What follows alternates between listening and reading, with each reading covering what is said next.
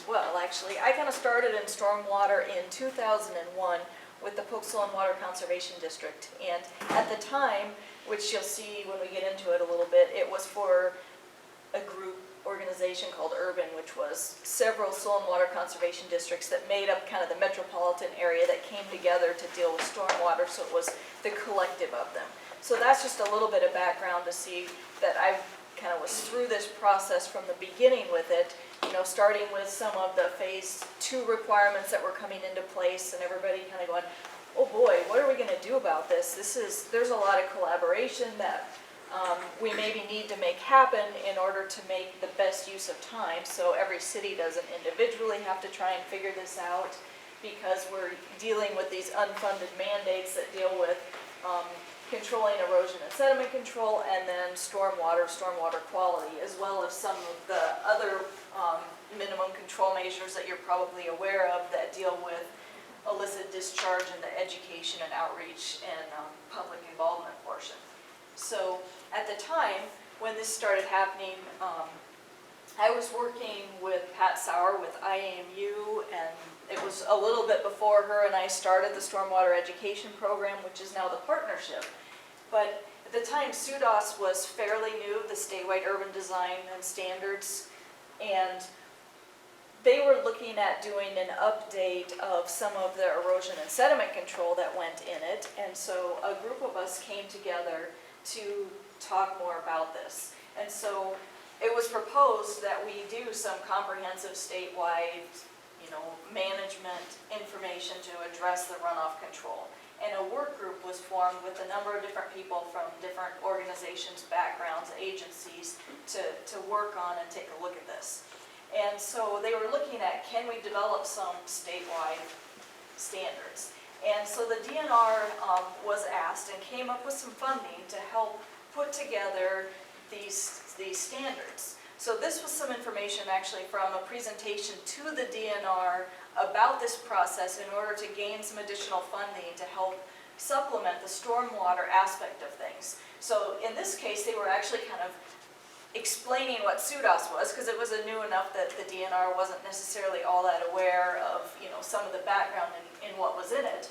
But I think this kind of also leads towards what we have now with the Iowa Stormwater Management Manual, which we'll get to. So really there's a lot of good information in here about how we're trying to get the latest, greatest, best, most uniform coverage of what we're trying to achieve and do related to stormwater put together. So this team organized in 2003, and it had people from those different organizations, the Association of Municipal Utilities, SUDAS itself, the DOT was involved, this urban group I mentioned, which was the Solon Water Districts, ISU, NRCS, and then later IDALS was also involved. And so the two identified priorities were the construction site erosion and sediment control, and of course stormwater quality, that management of that. So then, this slide also shows the team and the work groups. So if you can see most of that, it really talks about the overarching process that we were looking at in order to achieve all the different parts of this, which include that erosion control and then revising SUDAS and design manual information, as well as some of the technological transfer and education pieces that would come after. So this gets into it just a little bit more, and down at the bottom you can see the section 2A and 2B that fell under all these components of updating SUDAS and the standards for DOT. So here it is a little bit more legible. So we were looking at the erosion and sediment control, and originally I think that was all that SUDAS was maybe thinking we wanted to do, and then we're like, well no, there's all this stormwater quality stuff that we really have to get into just a little bit more in order to have what people are going to need to move forward with managing those areas or adding those into their communities.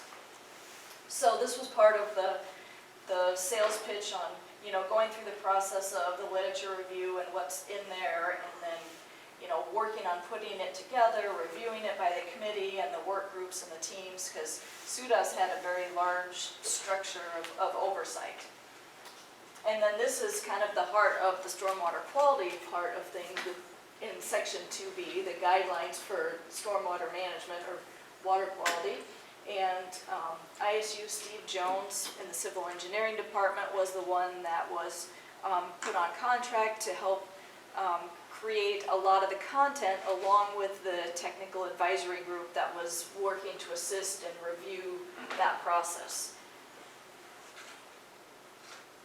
So that was the process to go through to try and make that happen.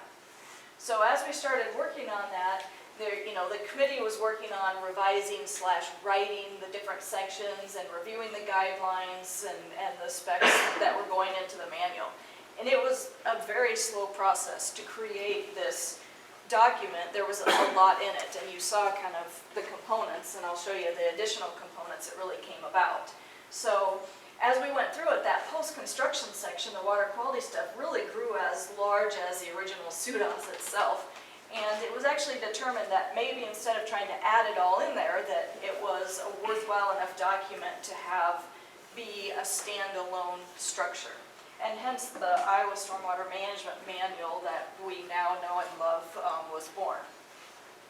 So here's the table of contents written out in every component, and there's about 4 slides of it. There's a lot that ended up being in this manual because there's obviously a lot to this evolving area.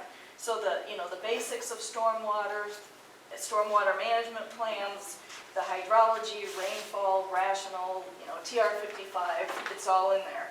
The unified sizing criteria, which we're going to talk a lot about today, and the small storm hydrology, all the section of pre-treatment practices on the right that go into keeping those practices moving, as well as a whole section on infiltration BMPs and the ones on the left of pulling water out of the cycle and reusing it, permeable pavements, and then all of the detention and modeling, water balance, stormwater wetlands, and all the detention sections, as well as some sand and surface sand filters, underground sand filters. So there's a lot in that manual.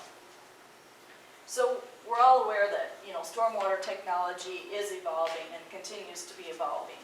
And so there's been a technical advisory committee in place since really the inception of this process that's been providing review and acceptance of the different sections and parts of the document.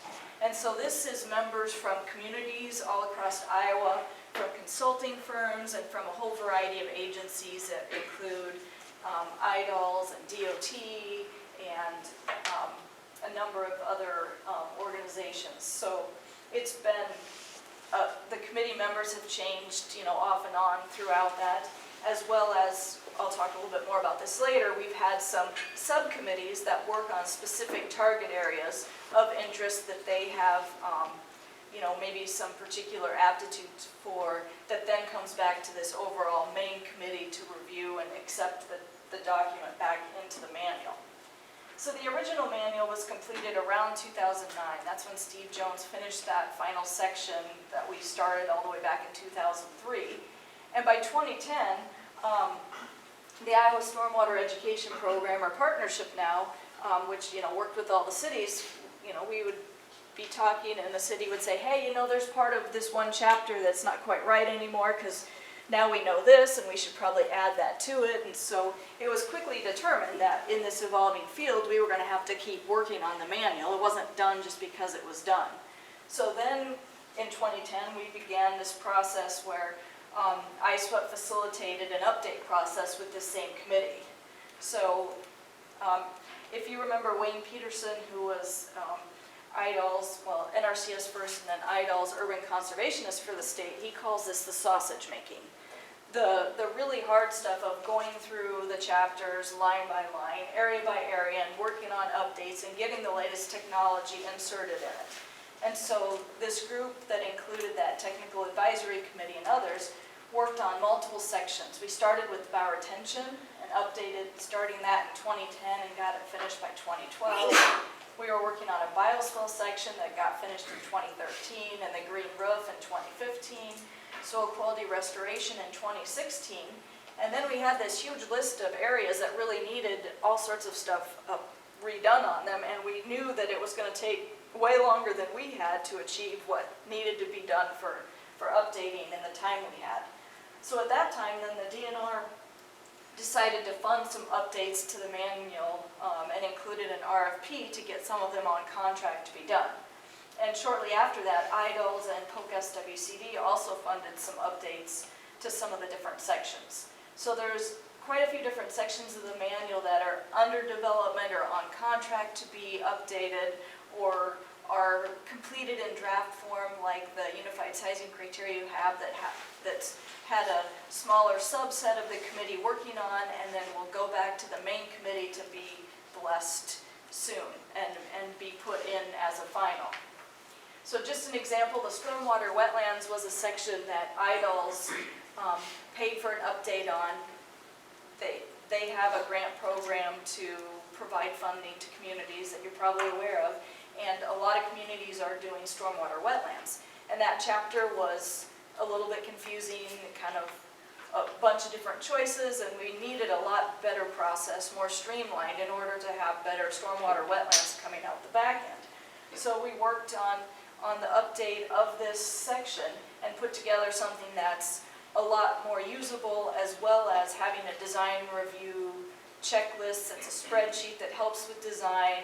It helps facilitate the design process as well as the review process, so that we end up understanding and working more easily between the jurisdiction, the consultant, and the contractor, and the oversight team, if there's funding going into it, to have a better product. So that's kind of an example of the success story of manual updates that are really being put to use to achieve the goal that we want of having good practices out there on the landscape. So this is a list of all the practices or updates that are either complete and waiting to be approved by the overall committee to get into the manual, or on contract to be written and got into the manual in the near future. So you can see the list is fairly extensive, and you probably already know stuff that's not on the list that you maybe would like to see updated as well, because there's a lot of chapters and a lot of need for manual components.